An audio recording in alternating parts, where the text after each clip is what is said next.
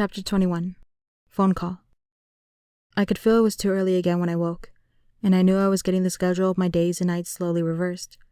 I lay in my bed and listened to the quiet voices of Alice and Jasper in the other room. That they were loud enough for me to hear at all was strange.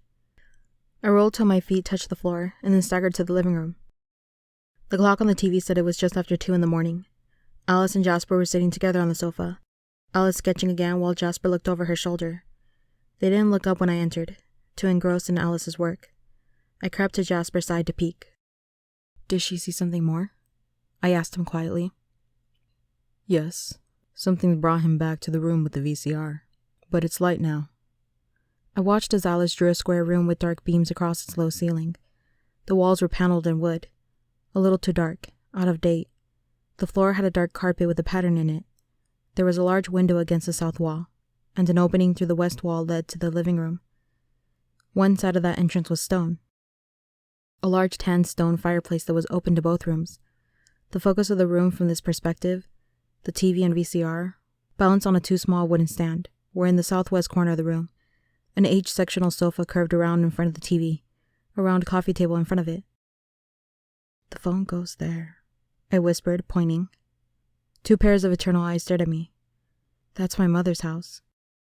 Alice was already off the couch, phone in hand, dialing. I stared at the precise rendering of my mother's family room. Uncharacteristically, Jasper slid closer to me. He lightly touched his hand to my shoulder, and the physical contact seemed to make his calming influence stronger. The panic stayed dull, unfocused. Alice's lips were trembling with the speed of her words, the low buzzing impossible to decipher. I couldn't concentrate. "Bella," Alice said. I looked at her numbly.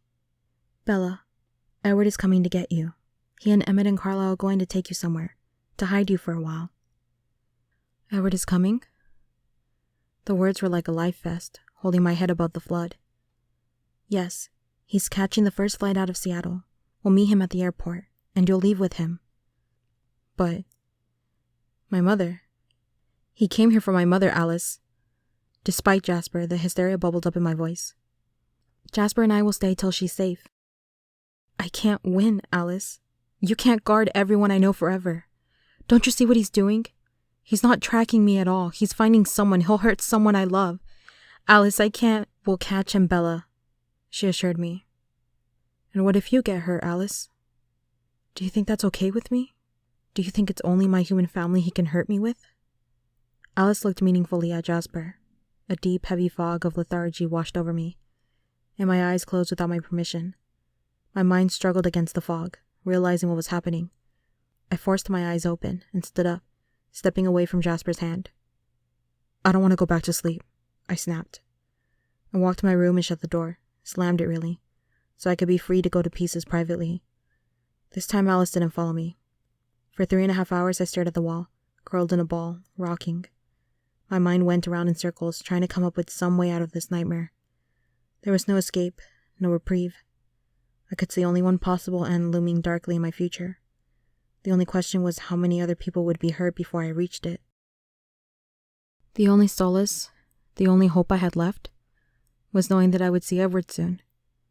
Maybe, if I could just see his face again, I would also be able to see the solution that eluded me now.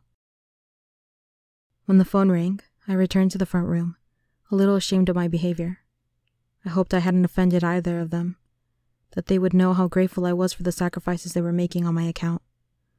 Alice was talking as rapidly as ever, but what caught my attention was that, for the first time, Jasper was not in the room. I looked at the clock. It was 5:30 in the morning. "They're just boarding their plane," Alice told me. "They'll land at 9:45. Just a few more hours to keep breathing till he was here." "Where's Jasper?" "He went to check out." "You aren't staying here?" "No, we're relocating closer to your mother's house." My stomach twisted uneasily at her words. But the phone rang again, distracting me. She looked surprised, but I was already walking forward, reaching hopefully for the phone. "Hello?" Alice asked. "No, she's right here." She held the phone out to me.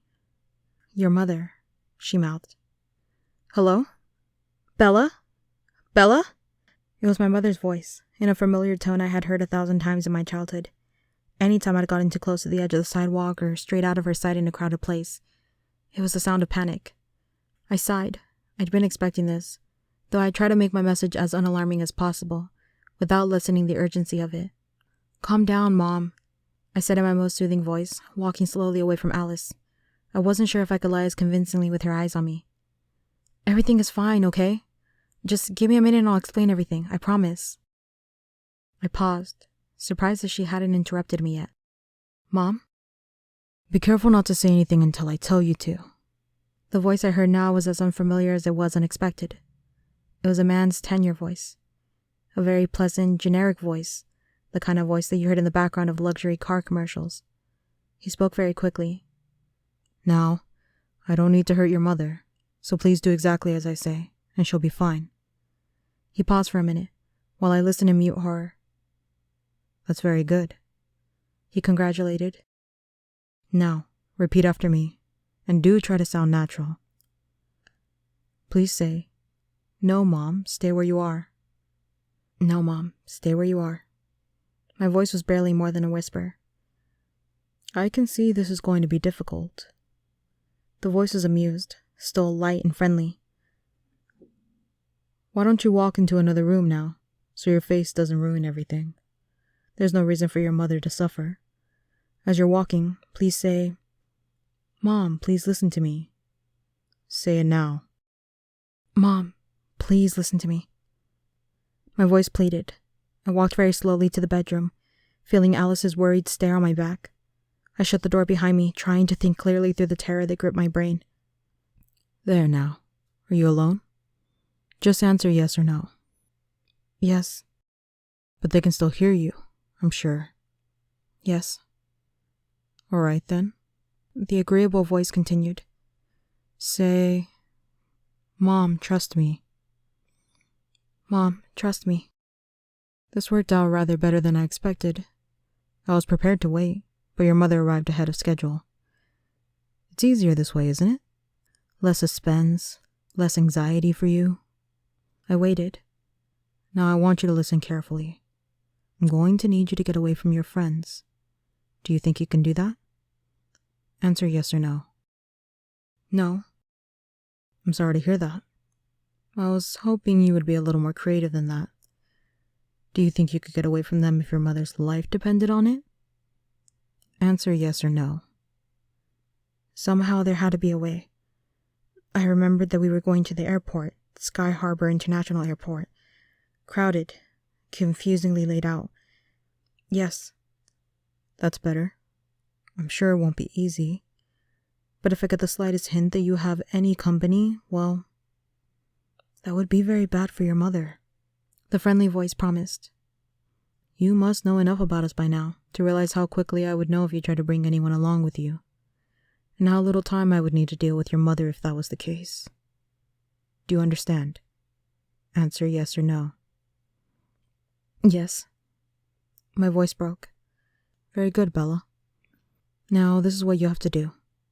I want you to go to your mother's house. Next to the phone, there will be a number. Call it, and I'll tell you where to go from there. I already knew where I would go, and where this would end, but I would follow his instructions exactly. Can you do that? Answer yes or no. Yes. Before noon, please, Bella. I haven't got all day, he said politely. Where's Phil? I asked tersely. Be careful now, Bella. Wait until I ask you to speak, please. I waited. It's important now that you don't make your friends suspicious when you go back to them. Tell them that your mother called and that you talked her out of coming home for the time being. Now repeat after me. Thank you, Mom. Say it now. Thank you, Mom. The tears were coming. I tried to fight them back. Say, I love you, Mom. I'll see you soon. Say it now. I love you, Mom. My voice was thick. I'll see you soon. I promised. Goodbye, Bella. I look forward to seeing you again. He hung up. I held the phone to my ear. My joints were frozen with terror.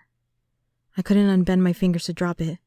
I knew I had to think, but my head was filled with the sound of my mother's panic.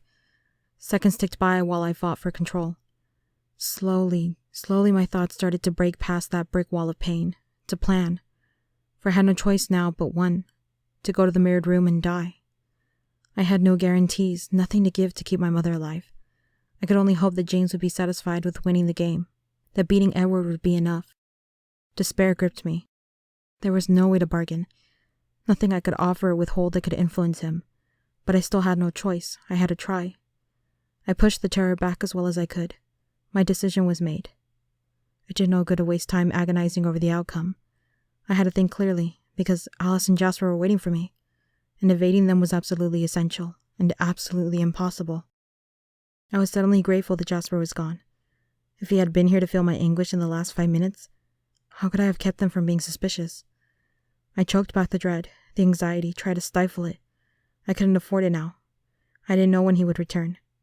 I concentrated on my escape. I had hope that my familiarity with the airport would turn the odds in my favor. Somehow, I had to keep Alice away. I knew Alice was in the other room waiting for me, curious. But I had to deal with one more thing in private, before Jasper was back. I had to accept that I wouldn't see Edward again. Not even one last glimpse of his face to carry with me to the mirror room. I was going to hurt him, and I couldn't say goodbye. I let the waves of torture wash over me, have their way for a time. Then I pushed them back, too, and went to face Alice.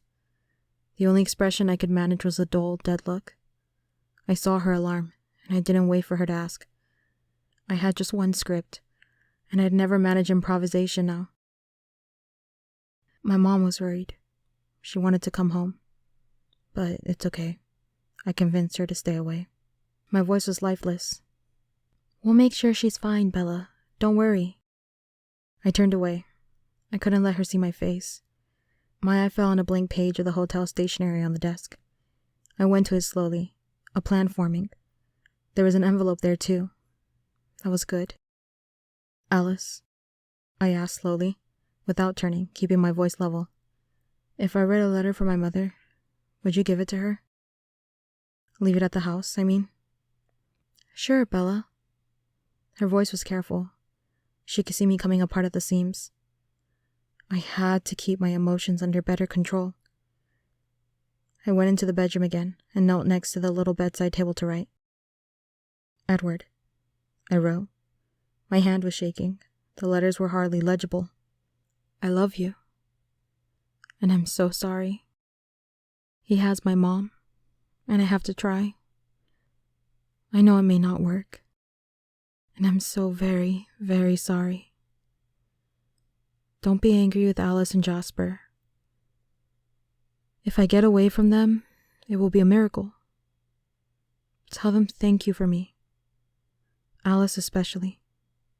Please.